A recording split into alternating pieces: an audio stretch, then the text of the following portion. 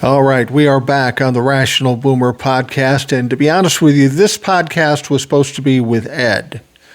And actually, everything was lined up, and at the last minute before we started recording, apparently Ed got a call from his brother, or his sister-in-law actually, and said his brother, who's older than he is, was brought into the hospital. So naturally, Ed had to take off. We couldn't do the show, and I wished him the best and the best to his family. And hopefully we'll talk to him next week. But we hope things go well for Ed and his brother and the rest of the family in the hospital today. So what to do? What do we do? I got a lot of text I need to read, so we'll do some text today and see how that goes. I got a bunch, so let's start at the top. First of all, it says, "Howdy, Mike. I hope all has been well. I believe Congress's nuclear option this whole time for Trump and Z has been the Epstein files all along. It's disgusting Republicans didn't get rid of this orangutan years ago, but I feel a blue tide turning."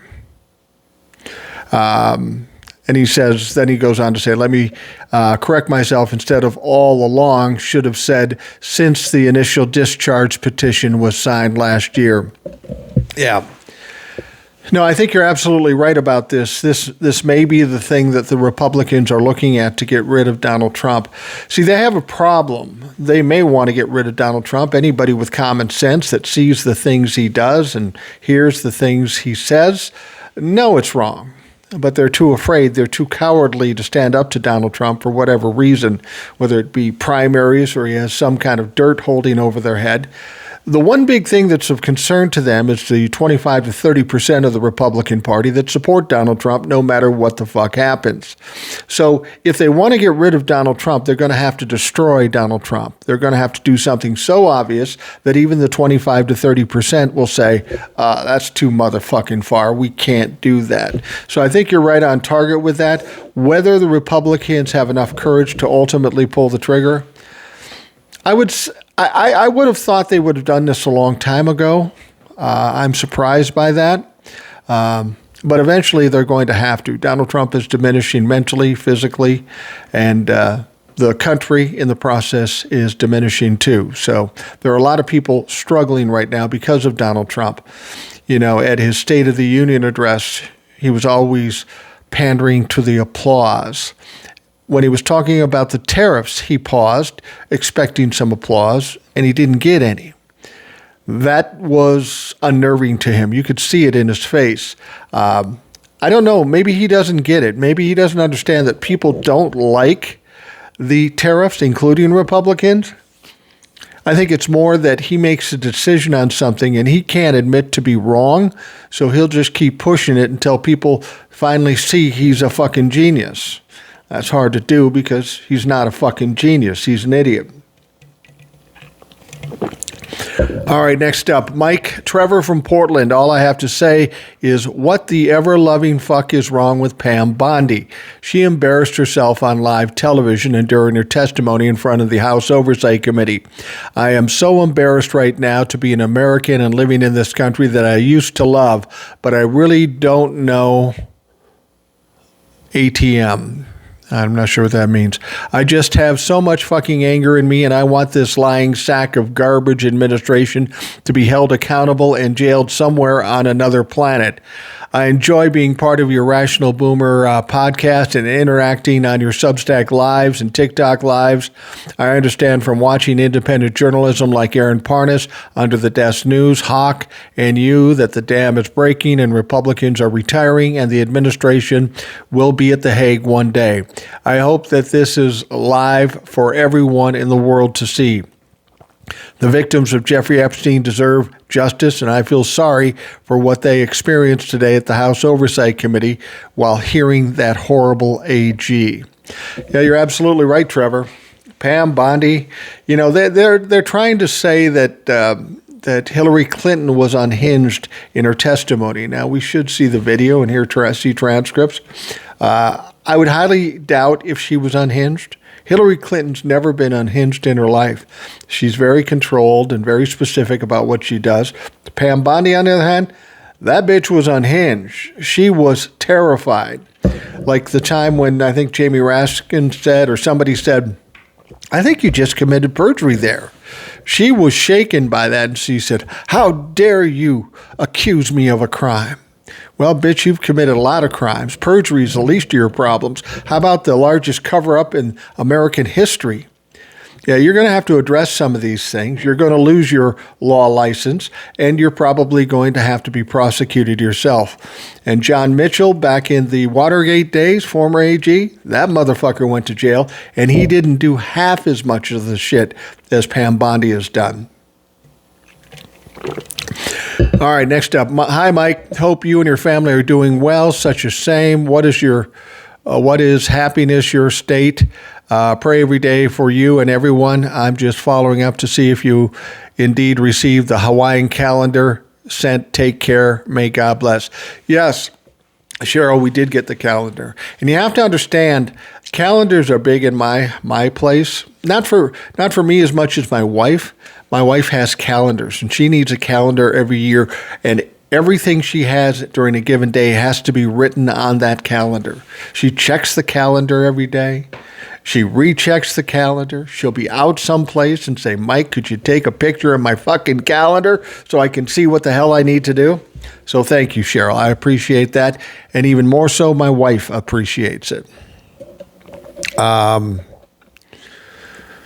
Hi, Mike. This is a reference to your conversation with Southside Mike. I live in a small town on the Oregon coast, and we still burn trash here. It's not allowed during the fire season. There are days when smoke is really thick around here. Anyway, good to hear Mike back on the show. Yeah, I like having Southside Mike on. I mean, it's like old home week for me. He's a guy I've known since I was a little kid. We hung out, we did shit, we got in trouble together. So it's a different kind of conversation. There's a lot of reminiscing going on.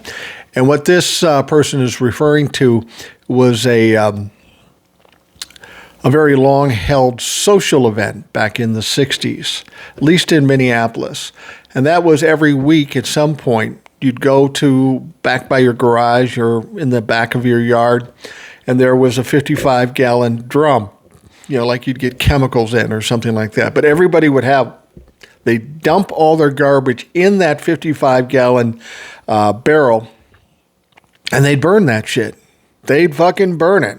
That's before EPA and all that other shit. But they would burn their garbage, and the men in the neighborhood would stand there and burn their garbage, and they'd socialize, and all the kids would go there and poke it with their sticks if Dad wasn't looking.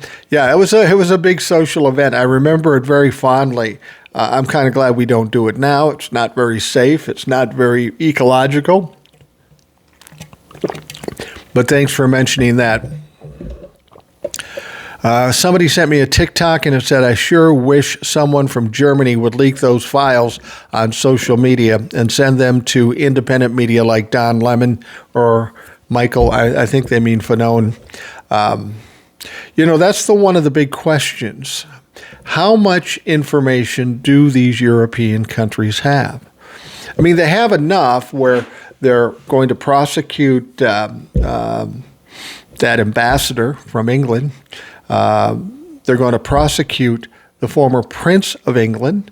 So they must have some pretty interesting evidence.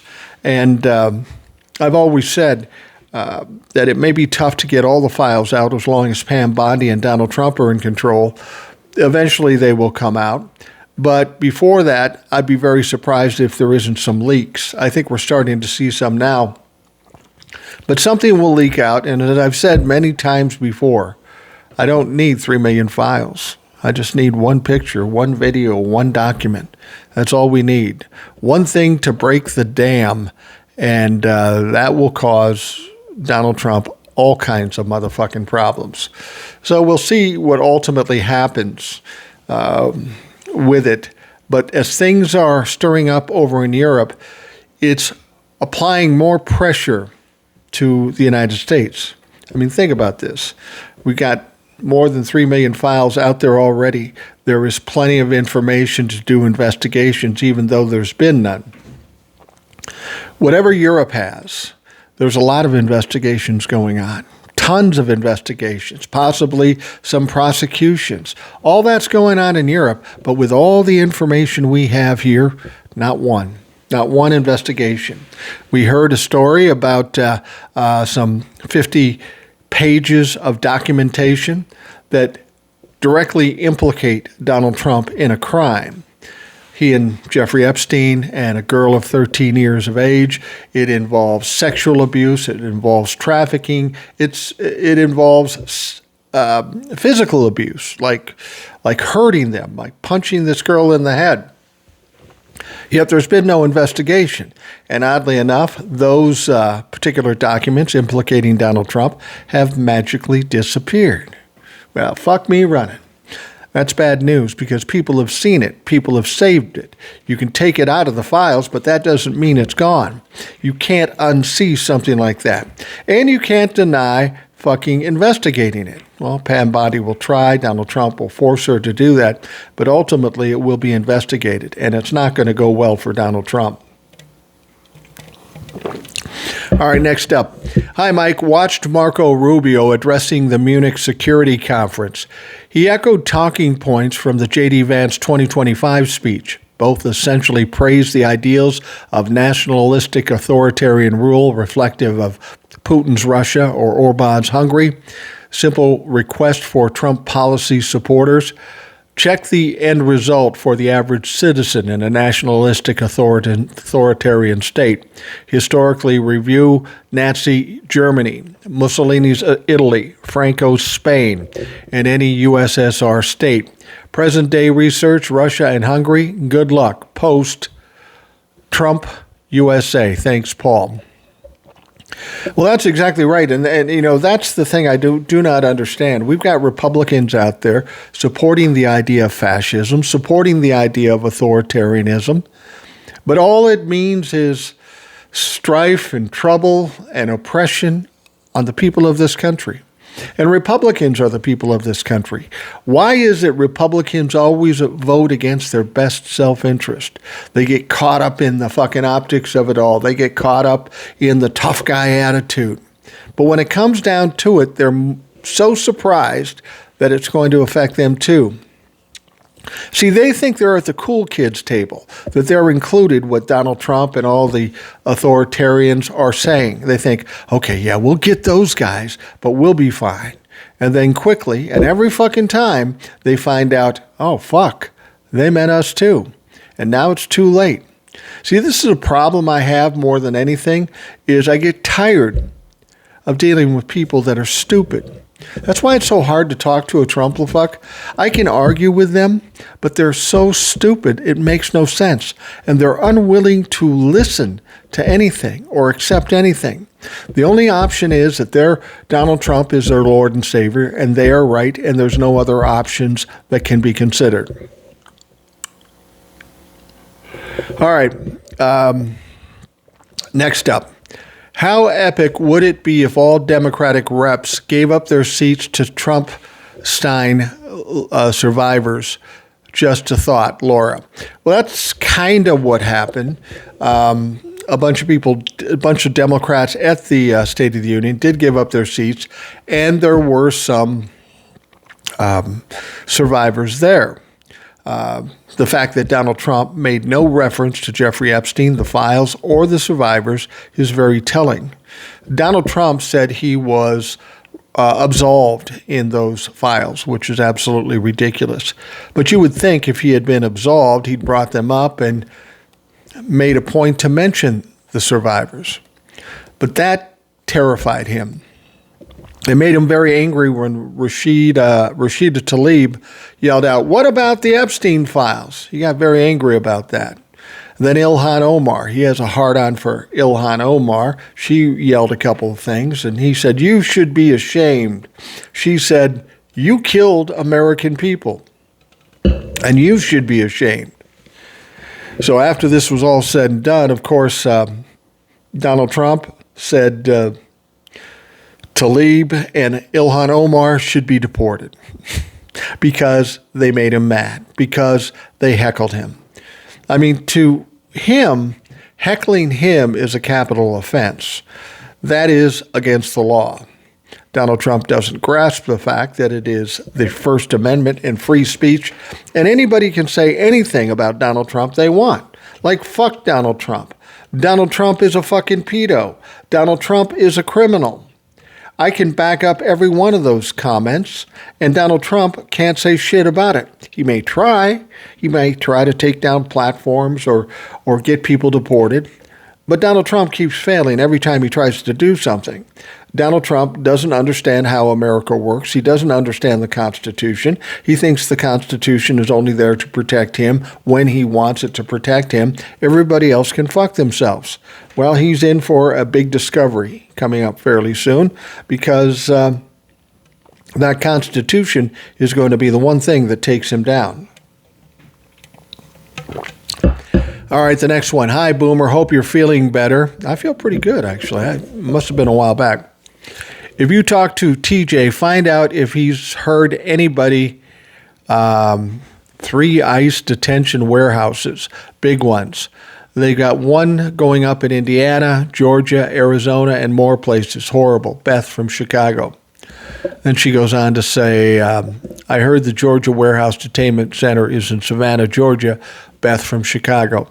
Yeah, I know they're trying to put up detainment centers all around the country. The one in Savannah, I find that intriguing because, as you know, I go down to Savannah frequently, and I'll probably go down there in the month of March, and I will certainly check around. But these centers are going up. It's going to be interesting to see how they end up because I don't think Donald Trump's power is going to last much longer, and you're going to see the stoppage of building these things or them just kind of shoving them to the side, because once Donald Trump's power is gone, a lot of things are going to be exposed, and a lot of motherfuckers that don't have the power Donald Trump has are going to be hard-pressed to explain why we're building detention centers. Beth had one more thing. Sorry, I forgot that one that's already done. It's in Milwaukee. On the fence it says Veterans Care, so they're doing a cover-up. It was on status quo. Beth from Chicago. You know, that's the interesting thing. If these detention centers were on the up and up, why are they mislabeling them to try to mislead us? Why are they refusing representatives to go in and check out the facilities when that is not only their privilege, it's their responsibility, it's their duty. And for whatever reason, they're keeping members of Congress out of these detention camps. It's quite appalling to see what's going on and hearing what's going on. And you know, you don't want to think about it. You don't want to imagine our country doing these sorts of things.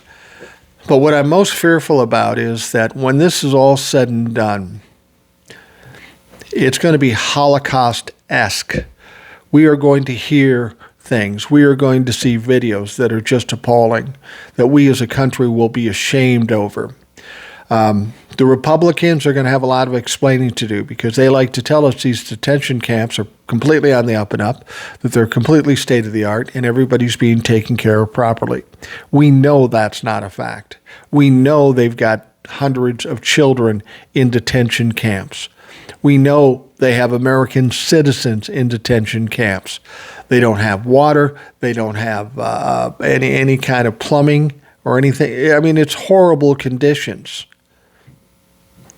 We're hearing about them wanting to buy warehouses, and these warehouses aren't built to store people.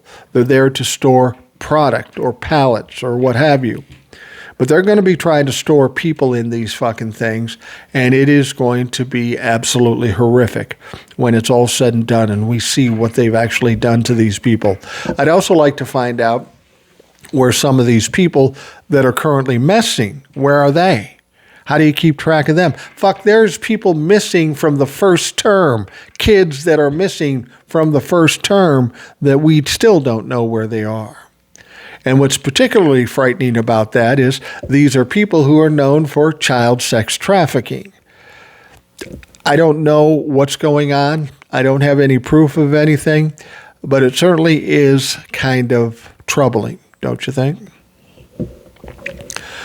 Okay, Beth writes again. She's prolific this time around. Boomer, it's Beth again. I wonder if their big quantities of acid bought by Epstein were used to destroy bodies, and if forensics can tell if anything the acid didn't destroy would still be there, or if they can even tell was acid used. I did hear about that. I understand that there was a fair amount of acid purchased, and that is weird. When you think of the business he claimed to be in, financial, his island, why would you need the acid? The idea that that's what it may be used for, I don't even want to think about. You know, there's some things I hear that I hope are untrue. As much as it might be damning for Epstein and or Donald Trump, I hope they're not true because they're so absolutely horrific. The idea that somebody in this country would stoop to that level and cause that much carnage is just unfathomable to me. I don't know how I can even imagine it. But if we find out that's what's going on or what happened, we need to fucking act quickly, decisively, and strongly against these people. Beth goes on to say, the next time you talk to Ed, ask him if he's read the book Blood in the Machine by Brian Merchant. It's a great book about the extremely maligned Luddite movement and how the time period greatly mirrors the present in dealing with modern oligarchs. Well, I have not read it. I will ask Ed. Hopefully he'll be back next week, and hopefully everything will be fine with his brother. He goes on to say, this is Billy, you guys would probably like The Parrot and the Igloo by David Lipsky, about how climate change denial came into being, and The Longest Con by Joe Conason, about how the modern Republican Party came into being. Thanks again for all you do. I start every day with your show, Billy. Thank you, Billy. Good recommendations for books. I don't read as many books as I used to, but I probably should start. It's tough to read a book when you're doing 10 TikToks and an hour-and-a-half podcast every day. And the rest of the time I've got to spend with my family, my wife. We go out and do things, my grandkids. It's a little tougher to read books these days. I get a lot of my information on the fly through TikTok or from the TV news. I find things that interest me or I think are important, and then I go and do a deep dive on those particular things. I wish I had more time to read books, honestly. And when I say read books, I don't necessarily mean physically read them. For work, I used to drive a lot. I used to put like 30,000 miles a year on my car. And I would listen incessantly to audiobooks. I love audiobooks. I think they're fantastic. It's like watching a movie but no video. And I'd be driving around my car listening to an audiobook. I'd go in and do whatever I have to do and be anxious to get back because the audiobook was so good. But there are some recommendations for you folks that do get the opportunity to read your share of books. All right, next one comes from John. Mike, I really enjoyed your show with Southside Mike. Just comforting dialogue between two talking about old times. Sounded very similar to my upbringing. Also, just curious as to why you didn't cover midterm elections with Ed the last two times he has been on. Maybe I missed it. Anyway, thanks for all you do each day, John. Did we not talk about the midterms with Ed? That's possible. You have to understand how I do the show. The show is not like a show. The show is not like a radio show. There is no preparation for it. When I sit down with somebody like Eric or whoever I talk to, or Ed, I say, what's on your mind today? What's important to you today? Is there anything particular you want to bring up? Then we turn on the mics and the video and we start talking. It's just a conversation. It's really not a show per se in terms of producing a show. I mean, I am kind of producing it. I take it down one angle, then we go down another angle and leads us to another. The point is to talk about as much stuff as we can that we know about and understand. And if we didn't talk about the midterms with Ed, it's because we got on some other topics that were of interest to us at that point. I think it's fair to say that at some point we will talk to Ed about midterms and every fucking thing else. So I appreciate the heads up, but just understand there is no preparation for the show. It's just a matter of having a conversation. You get the opportunity to listen in and participate to a certain extent, and that's how we do it. It's fucking lazy. But you know, and I've said many times, I'm a lazy bastard. I've been through those times when I produced radio shows, and it's very intensive. And I thought about doing that on this podcast and even on the TikToks, but I realized there's something more important than the production of it. It's the timeliness. That's the weird thing about doing the TikToks and the podcast I do. Most people who do TikToks and podcasts, their podcasts will sit there for months and years, and anybody can pick them up at any time and listen to them. The fact of the matter is my TikToks and this podcast are only good for maybe a week, because everything is time sensitive. So we just kind of riff our way through talking about what's important at that moment, and then we move on to the next thing. So, John, thank you for your input. This one comes from Denny in Iowa. He says, Mike, you and Ed were talking about Dump attacking Iran. If we remember the last time we did that, we found out it was prearranged with Iran's knowledge. Remember, Iran equals Russia, and we ain't ever attacking a strong Russian ally. Any U.S. attack on Iran will be for show and to generate deflection with some other real threat he may be facing or big lie, i.e. Epstein, falling asleep at the State of the Union. Thank you for always keeping it real for all of us listeners. John, no, the Denny one's coming later. Yeah, you're absolutely right. This whole idea of attacking Iran is kind of a weird situation. I've talked about this before on the podcast. Why does Donald Trump want to attack Iran? There's really no good reason for us to attack Iran. He's saying, well, we need some nuclear agreement. We need some nuclear agreement with Iran. But the fact of the matter is when Donald Trump came into office, we had an agreement with Iran. And then Donald Trump got rid of the agreement. It's what Donald Trump loves to do. He loves to create problems and then come in as the superhero and be the hero and fix it all. The only problem is every time he does that, he just fucks it up. So I don't know why he keeps trying to do it. To attack Iran is in essence an attack on Russia, because Russia's going to back Iran, and then it turns into a big mess. Now, Donald Trump is such a fucking child. I think he just does anything that comes into his mind, and he would just bomb the piss out of Iran. I'm sure there are people around him going, Donnie, that's fucking stupid. You don't want to do that. But there's another angle to this, and that angle is that the real person that wants to bomb Iran is, in fact, Bibi Netanyahu. Bibi Netanyahu has money on the table to continue wars. He went after Hamas and Gaza for all intents and purposes, and now that's starting to wane down. You can only kill so many people until you're done, and they've committed genocide. But he's got to keep the war going, some kind of war going, because that's what's keeping him in power. If there isn't a war, there's a good chance he'll be exiled the fuck out of that job, probably prosecuted and put in jail. So there is no reason that Benjamin Netanyahu would want peace in the Middle East. As long as there's a war, he believes he's safer than if it was peaceful. And this is what Benjamin Netanyahu's doing.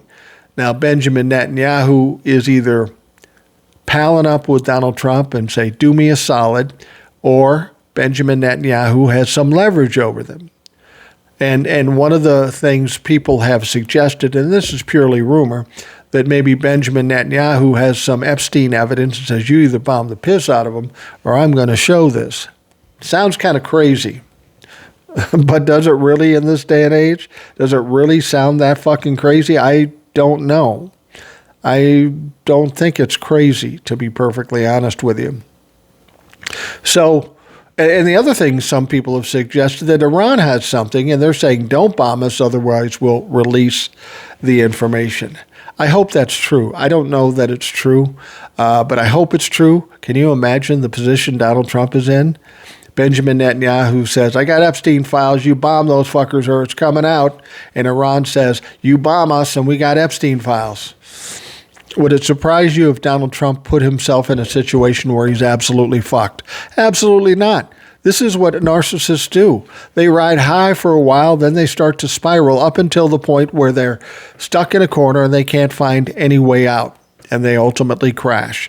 Could this be his crash? It could be. I mean, I'll be honest with you, if he bombs Iran, that may be the fatal flaw, the final fatal straw that does it for Donald Trump. He's done everything else the opposite of what he promised his people, and going to war is one thing that he promised he would never do. He'd be the peace president. The idea that we would go into a war with Iran is going to cause all kinds of problems in every possible fucking way. And Donald Trump is too stupid to understand that. He doesn't think beyond the end of his nose. So who knows what's going to fucking happen. But it's not going to work out well for Donald Trump ultimately.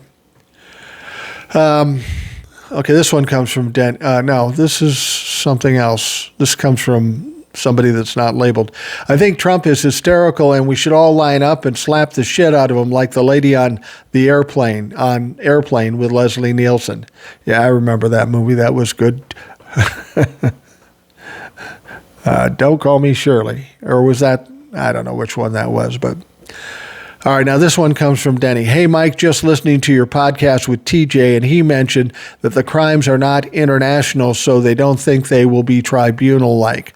I disagree because some of these young girls that were trafficked were some other countries that should make it international. Just wanted to get your thoughts on that, Denny from Iowa. Yeah, I disagree with TJ, too, on that. Presumably, it looks like it was all in America, but that's not necessarily true. You have to understand, Jeffrey Epstein had a number of places in the United States. He had Miami, he had New York, and he had New Mexico. Sounds like there were likely crimes in all of those areas. The crimes that were committed on the island, I don't know. I think that's U.S. Virgin Islands, so that would still be America. But he had a place in Paris. We had a lot of foreign people coming into this country to be involved. At the very least, those foreign people should be prosecuted here. And you're absolutely right. There were women or girls brought from other parts of the world. Some even suggest that Melania Trump, who came from Slovakia, was trafficked in here by Jeffrey Epstein, introduced to Donald Trump, married this trafficked girl, who ultimately became the first lady. Imagine that fucking book if that's what's proven to be true. All right, the blowback from that party crash Patel is receiving just isn't fair. At great personal sacrifice, he flew at taxpayers' expense all the way to Milan to search the men's hockey locker room for clues in the Guthrie case, or maybe in honor of J. Edgar's memory. He just wanted to hang in a locker room of sweaty men. Nothing wrong with that. I, for one, am glad to fund his personal fund. Now, before you motherfuckers get all mad, this is a little thing we like to call sarcasm. He wasn't being serious. It was satirical, if you will. I know I don't have to explain it to most of you, but inevitably I'll get somebody in the comments going, what the fuck was he saying? He's okay with it's a joke. It's a joke. I know I get that a lot. I'll say some things that are sarcastic or ironic or something, and people will think it's literal. And you have to know by now, not everything I say is literal. And hopefully it's funny or clever enough that you realize it, as opposed to some of those that don't. Next one comes from Cress. Says, hi, Mike. The young man the Secret Service shot has more balls than all the Republican congressmen in Washington. By the way, fuck Trump and Vance, too. Cress. Yeah, he's talking about the young man, early 20s, I believe, that jumped the wall at Mar-a-Lago with a shotgun and some other stuff and was going to do whatever he was going to do. I don't know. Donald Trump wasn't at Mar-a-Lago at the time. But, of course, Secret Service shot and killed him. I'm a little surprised they didn't try to make him out to be some Antifa warrior or something like that. Turns out the guy was, in fact, a Trump-la-fuck, and he was a little upset about the Epstein files and why they're continuing to block the release of the Epstein files. It's a sad day. This young kid was acting out of emotions, and it ended up costing him his life. It's a sad situation, I would agree, but Republicans should take note of this. A lot of Republicans in Congress think that everybody loves Donald Trump and loves everything about Donald Trump and everything he's done. But what we're finding out, especially with the Epstein files, that's not true. There's a lot of Republicans that are fucking pissed off that he continues to hide the Epstein files. I mean, make no mistake, there's no other way to look at it. The fact that they're not releasing the Epstein files is clearly a cover-up. And then the question has to be asked, why would you cover it up?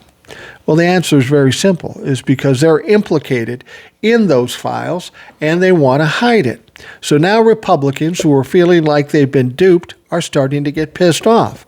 Now I realize it's not all of them, but there's enough of them out there that are feeling like they're duped. And this doesn't pose a good situation for Donald Trump. More and more people will feel like they're getting duped, and they're going to push back. Now, what this kid did was ill-advised at best. I don't know what he thought he was going to accomplish. You know, I think a lot of people watch video games and movies and think they're fucking John Wick or whatever, and they can pull something off and they're special. That's stupid. That's absolutely stupid.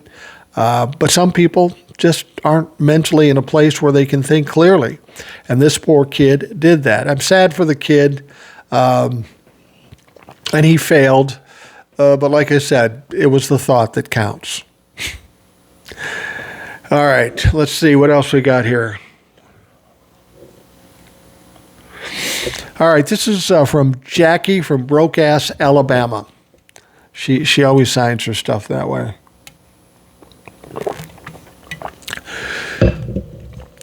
She said, did you see where Trump said that it's unimaginable about Prince Andrew and that the Queen should pardon her son? This fucking monster is done. Yeah, he did say that. He's upset about Prince Andrew. He no doubt knows Prince Andrew. He doesn't like the idea that Prince Andrew's caught for something like this. And he thinks the Queen should pardon him. Apparently he doesn't know the Queen's dead and they have a king. Donald Trump is so delusional and so confused all the time. You know, they complain about Joe Biden, but Joe Biden has nothing on Donald Trump at this point. This fucking guy has completely lost it. And when he dies, maybe he can go to heaven. Probably not. But maybe he'll run into the Queen, because some people think the Queen is evil too. Maybe he can ask why she didn't pardon Andrew. And I don't even think, can royalty pardon people? I mean, they have some powers, but it's not like they're running the country per se. It's a traditional type thing. I don't know. Honestly, I don't really give a shit about royalty in England. It doesn't mean anything to me. I'm not trying to shit on people who love the royalty and the monarchy and stuff. It just doesn't mean anything to me because I live in America. We came here in the revolution to get away from the monarchy. So why do I fucking care about it? All right, next one up says, Boomer, did you know that the hockey team was not seated on in the White House dining room? They were in a conference room eating double cheeseburgers and a water. Real class, Trump. The ladies didn't miss shit, and Trump wasn't even there. Jackie from Broke-Ass, Alabama. I did know that they ate McDonald's. I didn't know they were in a conference room. I didn't know that Donald Trump didn't show up. Those boys from the U.S. Olympic hockey team really fucked up. I mean, they really fucked up. This was stupid. I can kind of understand why they did what they did in laughing at Donald Trump's inappropriate joke, because people have been doing that for decades. People in the media laughing off inappropriate things. Politicians, Republicans, just laughing off inappropriate things they know are wrong. And they do it to defer to Donald Trump because he's rich, he's powerful, all that stuff. And that's what people do to rich, powerful people. They cut them slack. They give them a pass no matter how crazy the fucking things they say or do. And it's because they're rich and powerful. I mean, I've seen it on all levels. You know, when I lived in a suburb, there was a guy there that was a very wealthy guy, and he was involved with his kids in sports and stuff like that. And he was an absolute dick. He treated people horribly, and everybody just kowtowed to him. And then when he was gone, they'd talk shit about him. I think, you pussy ass bitches. Whenever I dealt with this guy, I talked straight to him. If he didn't talk straight to me, I gave him shit. He didn't mean anything to me, and Donald Trump doesn't mean anything to anybody else. If you're a fucking criminal or a creep, you need to be called out regardless of what your fucking bank book looks like.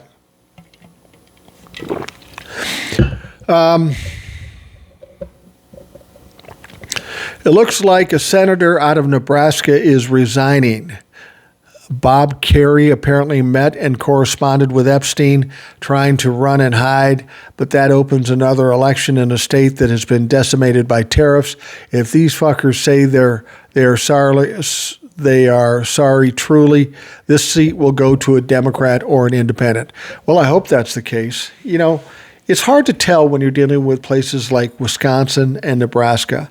Very rural, very farm areas, and very red. And for what reason, I don't know. I mean, if you haven't caught on yet to the fact that voting Republican is not in your best interest if you live in these rural states, I don't know what to fucking tell you. I don't know how to get it through your fucking head.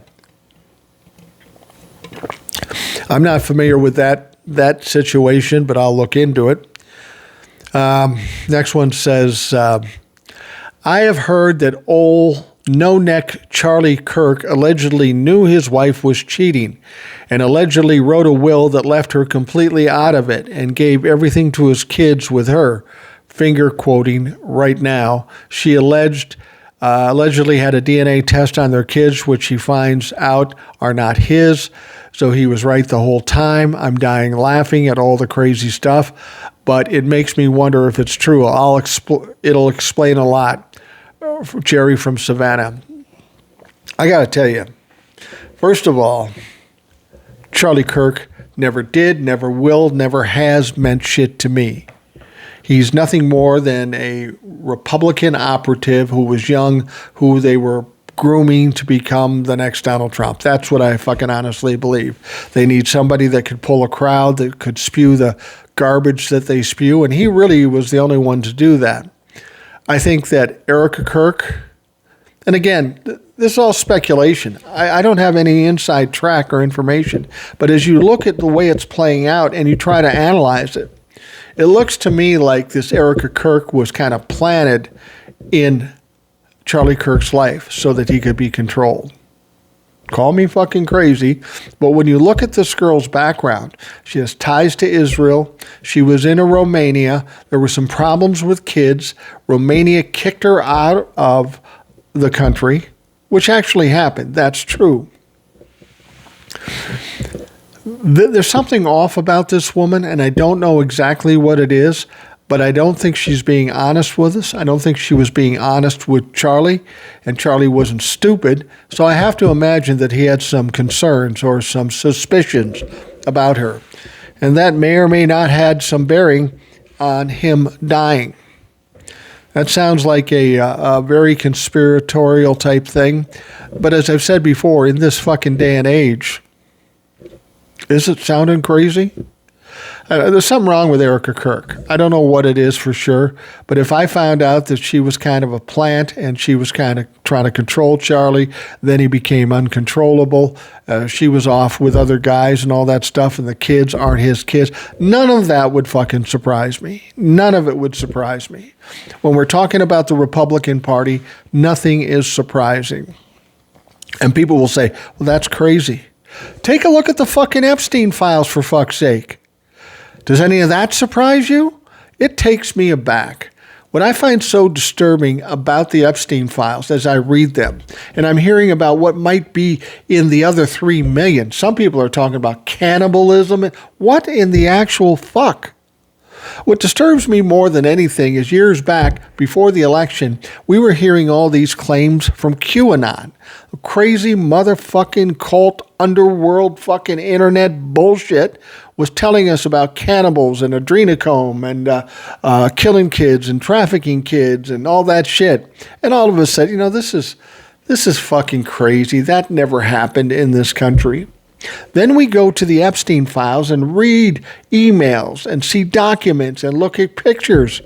And for fuck's sake, I don't know that everything that QAnon said was true, but fuck. I've said before, if all this stuff is true in the Epstein files, all you can really do is burn down this motherfucking country and start over. It's kind of like if you have a house that has mold in it, and then you pull down a wall and you see the mold is fucking everywhere. The only thing you can do is knock down the house, clean it up, and build something different. And I'm fearful that we might be at that stage in this fucking country with some of the things we're seeing going on. You got the Epstein files. You got people actually voting in somebody like Donald motherfucking Trump. What's wrong with this country? We're in some deep fucking trouble here that needs to get fixed, and we need to do it as quickly as possible. And the longer Donald Trump and the Republicans draw this thing out, the worse it is. The cleanup will be bigger and take longer. All right, the next one says, "Hi, Boom. You and Southside Mike together are too much. Good grief. You two are a hoot." Thank you. I like Matt the Welder's prediction. I don't think he's going to last. Happen by July, and you owe me 2 cheeseburgers. I know who this is. I'm actually looking forward to the State of the Union. I think he could have a stroke real time, though I suspect he'll pull some Iran bullshit.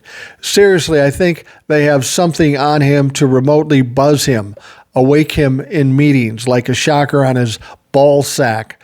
That slob is going to pass out and fall right out of his chair. As Riley in the radio show The Life of Riley used to say, what a despicable development. Best, Garage Door Jeff. Garage Door Jeff. I love Garage Door Jeff. Had occasion to meet him last year in Virginia, Arlington, Virginia, I think it was. And great guy. Wonderful wife. We had lunch with him, my wife and I, and good guy. Then he went away for a while. And I said, what the fuck's up with that, Jeff? And he said, well, after the election, he was kind of burnt out about all this stuff and probably kind of depressed about what was going on. And he just kind of set it aside for a while. And I understand that completely. A lot of people did that. I did that for about 10 minutes, and I said, fuck that. We got to go after these motherfuckers. But, Jeff, thank you for that. He has another one here. Goes to prove what you always say, Boom. Only this orange fuck could manage to take both U.S. hockey teams winning gold and fuck it up for all interested parties. Good fucking grief, Garage Door Jeff. That's what I say. He always fucks things up. Always fucks things up. That's just who he is.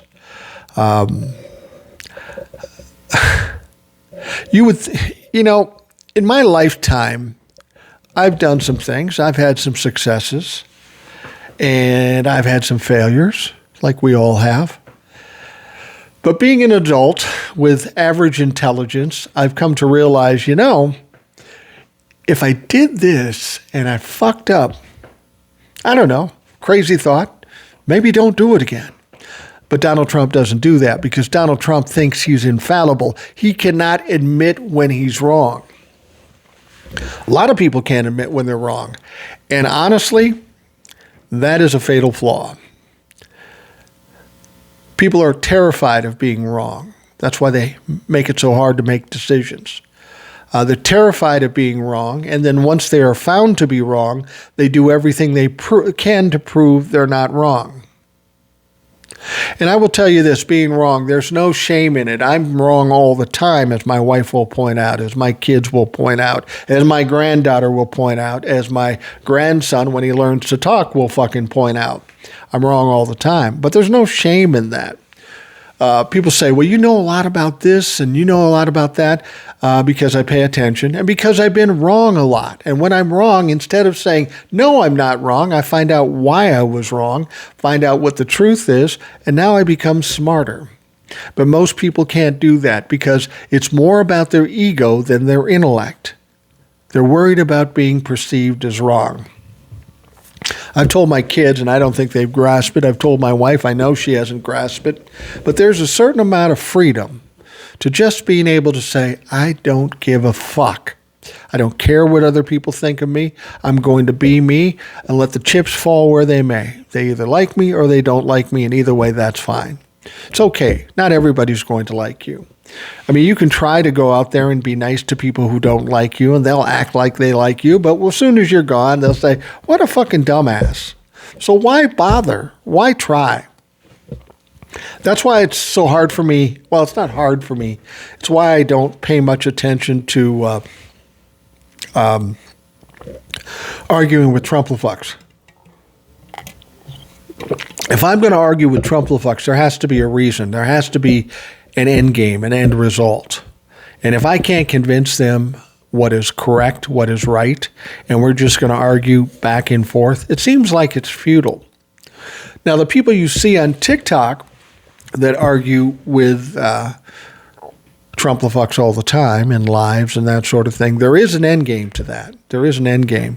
But the end game isn't about changing people's mind. The end game isn't to establish something that's true. The end game for them is to get as many people watching this shit show, fucking Donnybrook, so they can make money and get more views. That's what it's about. And that's one of the things I have the biggest problem with, people doing this all day, every day. People say, you should argue with more Trump-la-fucks. I could do that. It would get tiring. It would get tedious. It would give all this kind of stuff. But what's the end game? The end game is, okay, maybe I get more followers, or maybe I get more views, or TikTok has to pay me a little bit more money. That's not what I'm doing this for. I'm very concerned about the future. And I'm not concerned about the future for me because I'm 65. I'll be fine one way or another, regardless of what happens. But I've said it 100 times. I'm worried about my kids. Because honestly, my kids are good boys. They're smart. They're smarter than I am. They are going to be more accomplished than I am, and I am happy for that.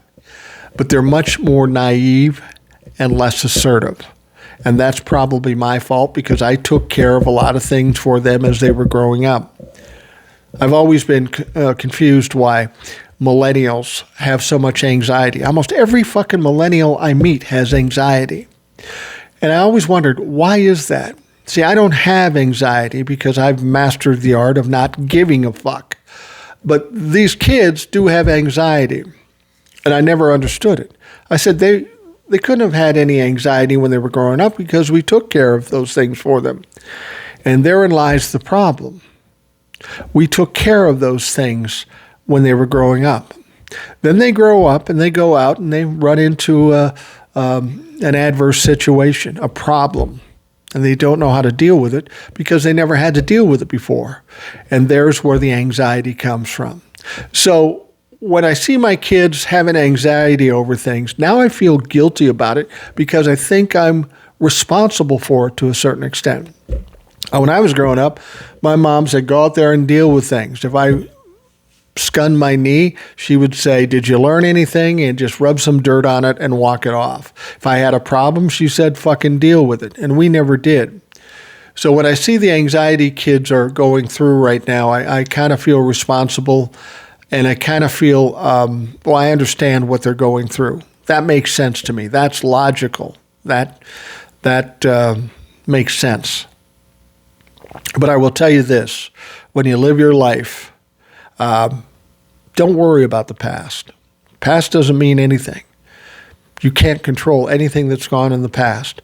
I've heard people say, well, my dad was terrible to me and that's why I'm so sad now. Fuck that. My dad was a dick too. But my dad's dead. I hadn't seen my dad for 20 years prior to that. I can't focus on what happened 20 years ago, 40 years ago, 50 years. I got to live now. People are worried about the future. People are worried that the future, well, what's going to happen? What's going to happen? You need to simplify things. First of all, if you can forget about everything in the past that was negative for you, that helps a lot.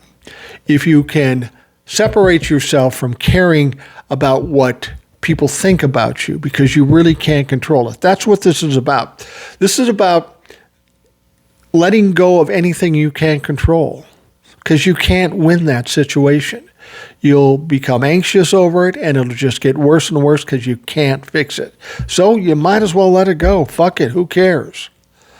And if you live today, you do the right things today, you live your life the way you want to live it today, then the future will be fine. It's much easier to focus on how am I going to make my day good? How am I going to be happy? How am I going to do things? Then the future will naturally fall in line. And you don't have to worry about tomorrow until tomorrow comes. Now, there's some things you got to think about, bills and all that stuff, but just keep everything straight and keep it simple. My wife does this all the time. She makes everything so fucking complicated, and it drives me nuts. I keep my mouth shut, of course, because then I got fucking problems. But she makes things more difficult for herself, and it's not just her, it's a lot of people. I kind of glide through life thinking, okay, it's going to work. I'm going to be fine. No matter what happens, I'm going to be fine. My kids are going to be fine. And I keep that mental attitude, and you know what? It fucking works. Somebody once told me, said, what you think, what you say, and what you do decides what you get. So if you say to yourself and think to yourself, oh, I'm a victim, I do this, I do that, this is going to happen to me, in a matter of time, this is going to befall me. You're more than likely going to get the things you're thinking, talking, and doing. So change it around a little bit. Be happy, be confident, be joyful for what you got. And then as time goes on, things get better. Now, I tell you this not because I'm some fucking self-help guru. I don't subscribe to that. I'm not that. I do like telling people what to think, but I don't think that they have to accept it. I like telling them what I think, and they can take what they want from it and do what they want with it. But I will tell you this attitude has worked for me. Focus on positives, focus on what's going on today, make every minute count, and then the future will fall in place as you go along. Life is so much easier if you don't give a fuck, if you don't care what people think about you. I mean, look at me. I'm out here on fucking TikTok. I've been in radio for many years, and that worked out perfectly for me because I could talk, but you didn't have to look at this fucking mug. And then when it came to going on TikTok and doing these podcasts, I go, God, that's going to work against me. I've got a perfect face for radio. But then I said, fuck it. Who cares? Who cares? I mean, people see me walking down the street every fucking day. So if people see me here, how is that any different? Do I look like Brad Pitt? No. Fuck no. I don't care. Don't fucking care. I am who I am, and let the chips fall where they may. People in this country, many people in this country are absolutely terrified at this moment because of what's going on. And I get it. I understand why you're terrified. But you also have to understand we're dealing with bullies. And if you're scared or you're terrified or you back down, that is the only way bullies win. That's the only way bullies win. They're not substantive enough. They really aren't as tough as they act, so they need you to back down. We see it with Donald Trump every time. Donald Trump will act like a tough guy, and somebody will push back, and then he'll back off. That's what happens. So you can't be afraid of a little confrontation now and again, and you can't be afraid to stand up for yourself, because the moment you do, you fucking lose. You fucking lose. So if you know you're going to lose by caving into fear, what do? Common sense says, fight back. People will always say, you've got too much hope. I'm tired of this stuff. And what they're doing is they're saying, oh, I'm so tired of being beat up. I'm just giving up. Fuck it. I'm giving it up. We'll let somebody else handle it. That's what people do. They get so frustrated. They feel like they're so weak or inept, they just give up. There's no money in giving up, motherfuckers. There's no money in it. You can't win if you give up. So why give up? I'm always going to be hopeful. I'm always going to be fighting. To the day I die, I will do that because that's what we're here to do. 65 years old. I've gone through every trial, tribulation, and tragedy you could possibly fucking go through. I've gone through days where I thought, fuck, I'll never make it till tomorrow. Troubles that are so bad that you think, how can I ever afford that? I'll tell you this. When my first son was born, the day we found out that my wife was pregnant with my son, both of us got laid off our jobs. And we weren't making a lot of money in the fucking first place. And at that moment in time, I was terrified that I would not be able to provide my son with the things he needed as he grew up, that I would not be able to give him a good childhood. I was terrified about that. I hadn't finished college, and college was kind of important at the time. I hadn't finished college, and I didn't know what the fuck to do. And when I realized I didn't know what the fuck to do, I decided to put my head down and just do whatever's in front of me and trust that I will end up in the spot where I need to be and that I will be able to raise my kids as I go along. If I just do what I need to do today, it will come. And you know what? It fucking did. The idea that I couldn't provide the things that my kid needed, well, it was tight. I didn't have a lot of money when they were growing up. There was a lot of responsibilities and a lot of things to buy. But somehow I made it. And as I look back at my kids, they not only got everything they needed, they got a lot more. And I was able to make sure they did that. And their mom was able to make sure they did that. So trust in the future. You always get through the troubled times that you've gone through. And if you know that you're going to get through it, it's much easier to deal with it when it's happening. All right. We are going to wrap up the Rational Boomer podcast. I want to thank you for taking the time to listen. I hope you have a great day, and we'll talk to you again tomorrow.